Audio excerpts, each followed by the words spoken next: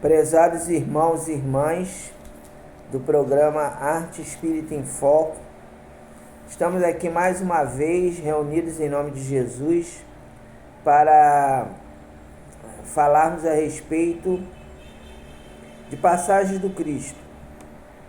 Hoje nós vamos ler uma página da obra Retalhos de Poesia que nos fala sobre Jesus. O tema de hoje é o poeta incompreendido. Jesus começou a declamar a sua poesia por toda a Galileia e num sábado chegou em Nazaré, cidade onde fora criado. Após ler passagens existentes no profeta Isaías, disse-lhes: trago-lhes uma manhã duradoura, que modificará vossas vidas. Colherei o fruto maduro num jardim repleto de sol, e distribuirei luz àqueles que estiverem dispostos a colhê-la. Comporei uma música que acalmará o coração dos sofredores, pois ensinar-lhe-eis a acenderem uma lâmpada que iluminará suas almas. Trago-lhes a essência de um poema chamado Amor, um canto divino elaborado pelo hálito de Deus. E eu sou o poeta disposto a espalhar suas carícias, balsamizando feridas milenares acumuladas ao longo do tempo. Esvaziai vossos destinos e transformarás vossas ilusões fugazes em certezas renovadoras. De posse de tais sonhos, sereis capazes de enxugar em lágrimas, pensar em feridas, curar em doentes do corpo e da alma.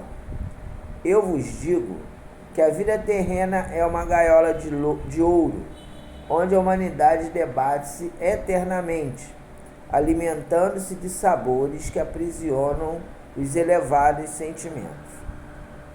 Trouxe-lhes a porta que os livrará dos apegos desnecessários, pois, ao olharem a proposta de liberdade que vos trago, compreenderão que a verdadeira vida encontra-se muito além da prisão corpórea. Amparados pelas intensas visões do infinito, vós suspirareis pelo orvalho da madrugada, sairão da gaiola da vida material e descobrirão as plenitudes da vida espiritual. Suas asas os levarão aos maiores cumes da terra. De lá vós espalhareis as sementes das estesias harmonizadas, fecundando emoções imensas, capazes de despertarem as emanações adocicadas de mananciais de ternura. Ó homens, abandonai as vossas estreitas prisões, deixai de lado os alimentos que engordam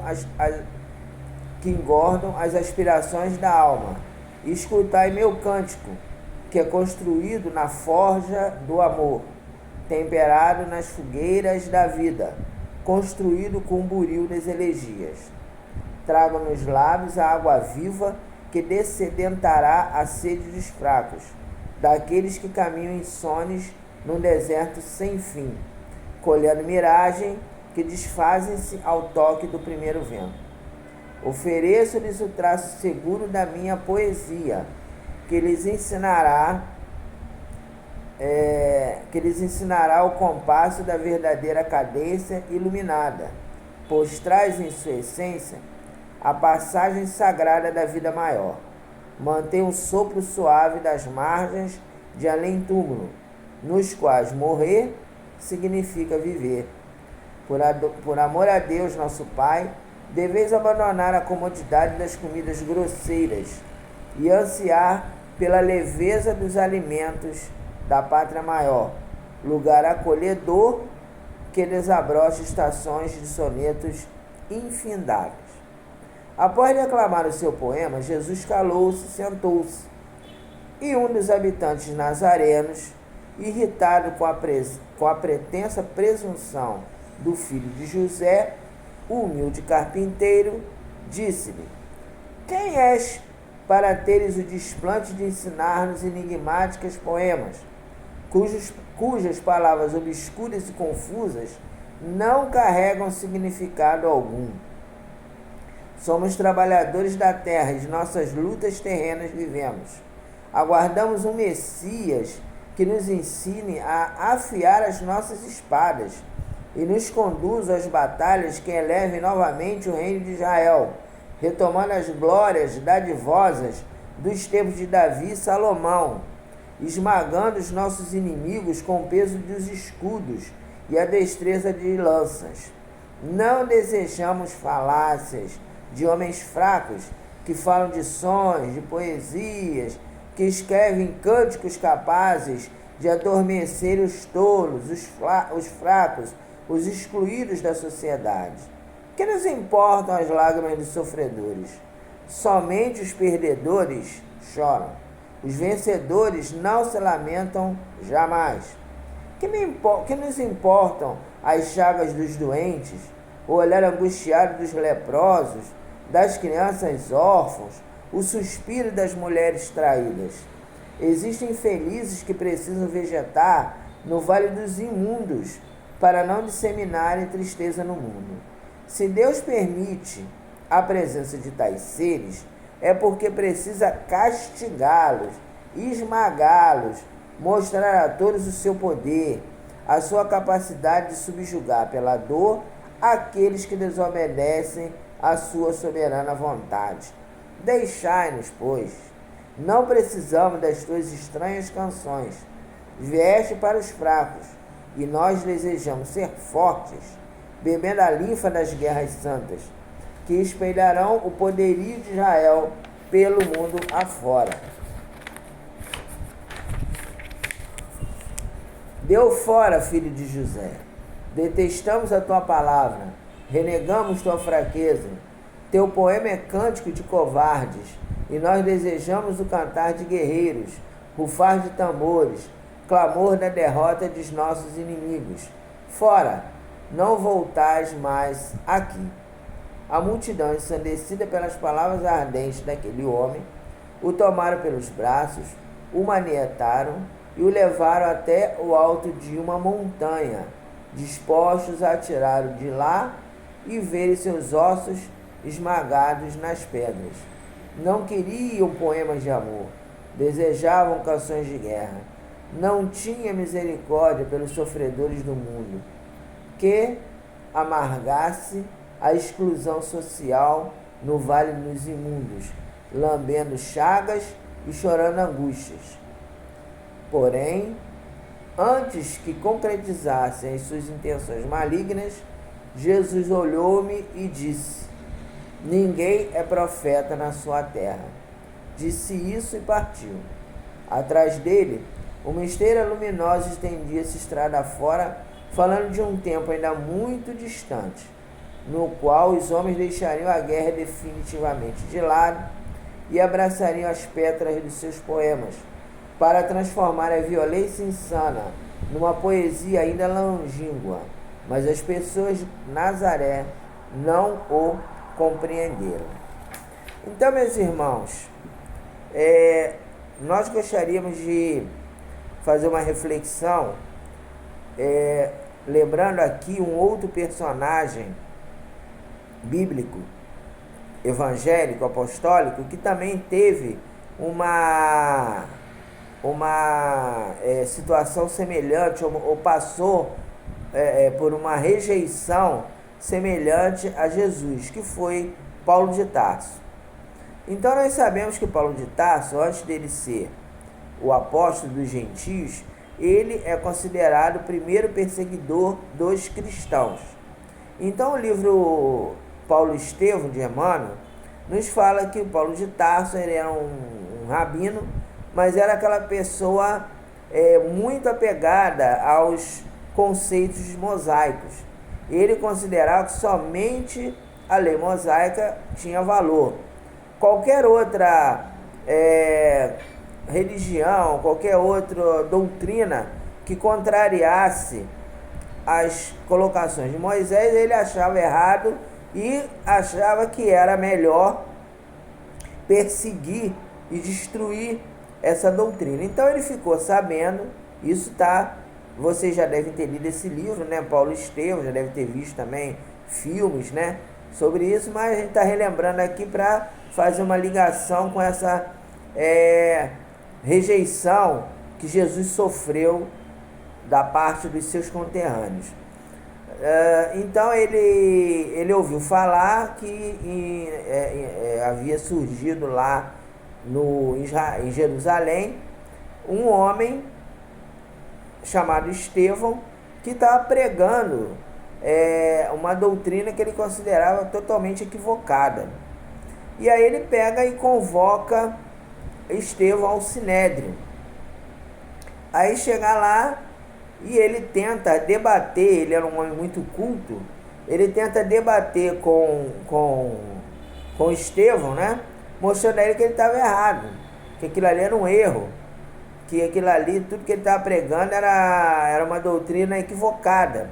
E Estevão, que era inspirado pelos espíritos mais esclarecidos, rebateu todas as colocações feitas por Paulo. Aí o Paulo, num determinado momento, muito irritado, porque ele não estava conseguindo vencê-lo na retórica, dá um tapa no Estevão, e o tapa é tão vigoroso que a boca de Estevão fica sangrando e ele fica ferido, né? E o Estevão não reage. Aí o Paulo fala assim para ele: esse teu Jesus aí te ensina a ser covarde? Aí o Estevão responde: não, Jesus me ensinou a perdoar os meus inimigos. E aí o Paulo de Tarso viu que não tinha mais argumento. O que ele fez? Decretou a prisão de Estevão e condenou Estevão num julgamento totalmente equivocado ao apedrejamento, à dilapidação. Só que o Paulo de Tarso, naquela época ele não chamava Paulo de Tarso, chamava Saulo de Tarso. Ele começou a chamar-se Paulo de Tarso depois que ele se converteu ao cristianismo. Ele era noivo de uma moça chamada Abigail. E Abigail tinha um irmão que na infância ela tinha perdido de vista. Ele tinha sido escravizado, tinha sido colocado nas galés e ela nunca mais tinha visto. E ela inclusive tinha pedido a Saulo, né, para que a ajudasse a encontrar esse irmão. E o Saulo não tinha encontrado. Aí no dia da dilapidação do Estevão, a Abigail compareceu, porque ele era um rabino e aquilo ali significou, o Saulo, né, era um rabino, e aquilo ali era uma vitória dele, né, de estar se colocando como alguém que está combatendo uma doutrina nociva ao judaísmo. Quando a Abigail chega lá na arena, no anfiteatro, onde o Estevão ia ser apedrejado, ela vê que o seu irmão Jessé é Estevão. Por quê? Porque quando os cristãos se convertiam, eles mudavam de nome, era um simbolismo mostrando que eles tinham que deixar para trás o homem velho e tinham se caracterizado, tinham se convertido, se tornado um homem novo. Então havia uma mudança de nome. Então ele não se denominava mais Jessé, ele se apresentava como Estevão, e ele tinha se tornado um dos grandes pregadores da Casa do Caminho, que foi uma instituição organizada pelos apóstolos de Jesus e que fazia um trabalho social que era inédito naquela época, porque acolhia os órfãos, acolhia os rancenianos, acolhia os loucos. Então os apóstolos tinham esse trabalho e a Casa do Caminho fazia um trabalho social e um trabalho também de divulgação do cristianismo primitivo. Aí Abigail chega no anfiteatro, vê que aquele homem é o irmão dela, e ela fala com Saulo, né? Fala assim: olha, aquele ali que é aquele meu cunhado, aquele meu irmão que eu estou procurando. Não tem uma maneira de você não matá-lo, né? de perdoá-lo, e não tinha como, né? Porque o Saulo ele era rabino, a condenação já tinha sido lavrada, então ele teve que deixar acontecer as situações.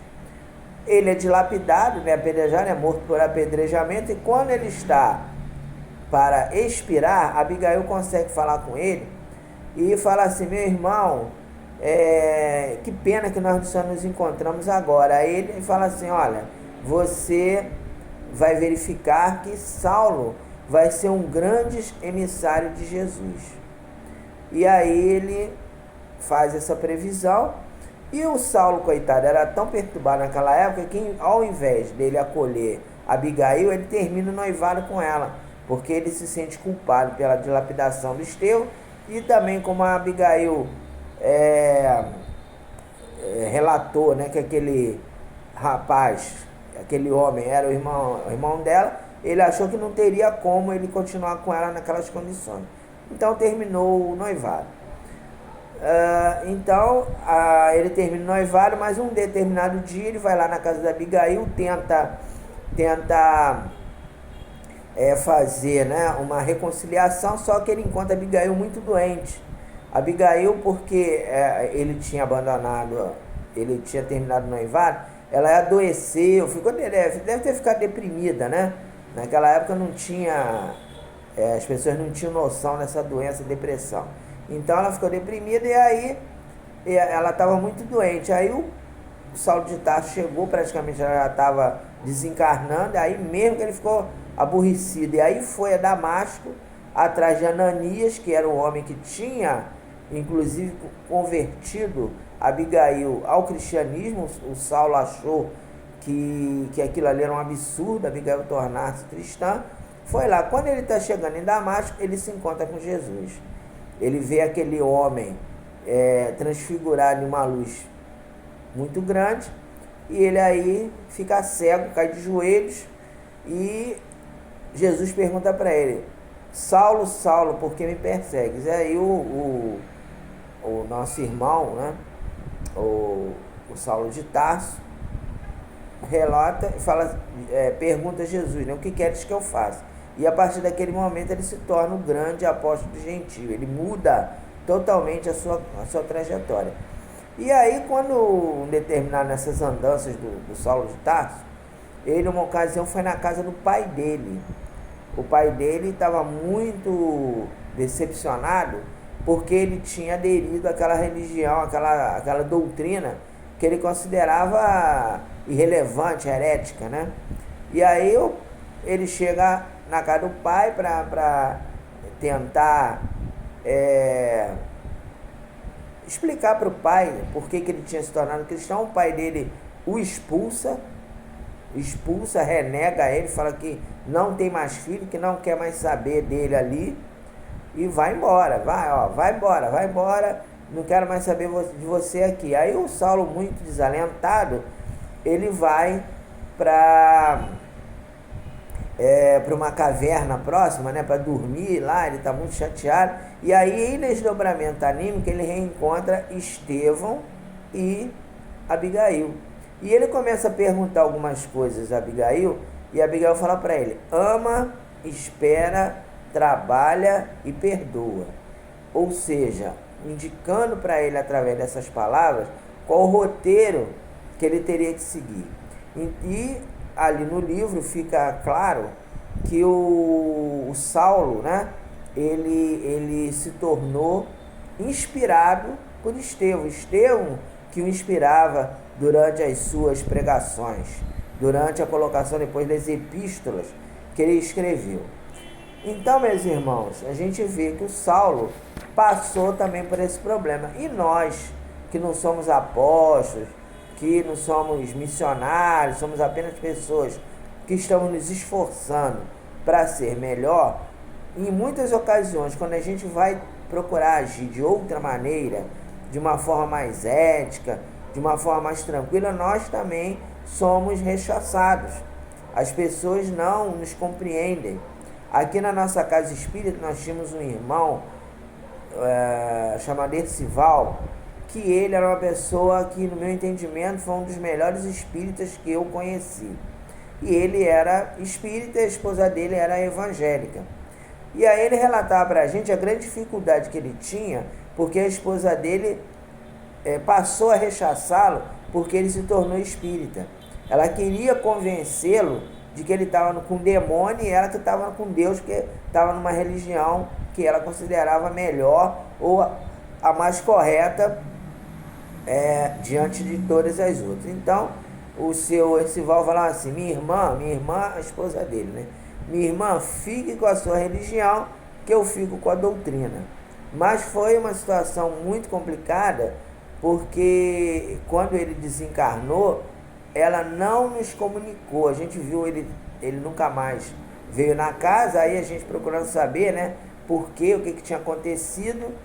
E aí, em um determinado momento, a gente encontrou uma pessoa na rua e falou assim: isso, esse Val já morreu já. A esposa dele falou que não ia avisar ninguém lá do centro, que aquilo ali é uma casa de demônio, por causa do centro que ele morreu, né? Que ele morreu possesso, porque estava convivendo com pessoas endemoniadas. Então, veja bem a dificuldade do nosso irmão. E quando a gente está fazendo mudanças na nossa conduta para melhor, quando a gente deixa os hábitos antigos, em muitas ocasiões nós somos rechaçados. Não a nível como Paulo de Tarso foi, né? Porque Paulo de Tarso era um missionário. Mas nós, com os amigos que nos criticam, que ficam nos condenando. Então eu me lembro que, quando eu já falei para vocês que eu tinha o hábito de beber, né? Eu sou alcoólatra, estou em recuperação, mas a gente sabe que quando a gente quer parar de beber, a gente tem que parar de andar com as pessoas que bebem, com os amigos, né? Os amigos que bebem. Então, se você é alcoólatra, você continua andando com gente que gosta de beber, você não fica curado. Então aí, lógico, com todo respeito aos meus amigos, aqueles companheiros daquela época, não estou condenando eles, nem estou dizendo que eu sou melhor do que eles, eu estou apenas relatando que, se você quer mudar a sua conduta, você continua indo a locais que tem uma profusão de vícios, né? Que você já conviveu, você está tentando abandonar, você não consegue mudar. E muitos deles pararam de se dar comigo. Falaram: você agora está muito chato, só fica esse negócio de Jesus, e, poxa, você virou crente, você agora quer dar uma de santinho, eu te conheço, eu sei que você não presta, que você fez, que você aconteceu. Eu falei: realmente, eu falando com ele, né, realmente você tem razão, e aí por isso mesmo que eu estou tentando ser melhor. E aí, muitas daquelas pessoas que se dão comigo, não se dão mais. Uma vez eu encontrei uma pessoa na rua, né, um desses, não é bem amigo, né, colega, né, chamado colega de copo, né. Aí ele falou assim: você tá com essa cara de crente aí, agora você ainda tá com esse negócio de espiritismo, não sei o que. Eu falei: meu filho, meu irmão, estou sim e tal. Então, quer dizer, quando a gente está procurando mudar para melhor, muitas vezes nós não somos compreendidos. Então, a gente vai encerrar hoje o nosso comentário com uma leitura aqui de uma passagem de Paulo, né? Que está em Atos, capítulo 26, versículo 24, que fala o seguinte: e aduzindo ele isto em sua defesa, disse Festo, em alta voz: estás louco, Paulo? As muitas letras te fazem delirar. Então, falando que uma ocasião, Paulo estava lá num determinado local, e aí um companheiro lá, romano, esse Festo era um romano. O Paulo, ele tinha um bom trânsito em vários locais, apesar dele ser muito combatido, mas algumas pessoas o consideravam. Ele foi na casa desse romano, e aí o romano quis desqualificá-lo. Aí falou: você é louco, você tá com esse negócio aí de Jesus, isso aí não tem nada a ver, que besteira, larga isso de mão. E Paulo seguiu até o fim, né, mantendo a sua convicção, mantendo as suas a fortaleza de caráter que ele adquiriu com o cristianismo. E hoje nós temos Paulo como um grande apóstolo que está conosco. Então é isso que a gente tinha que conversar com vocês hoje. Até a próxima, que Jesus nos abençoe.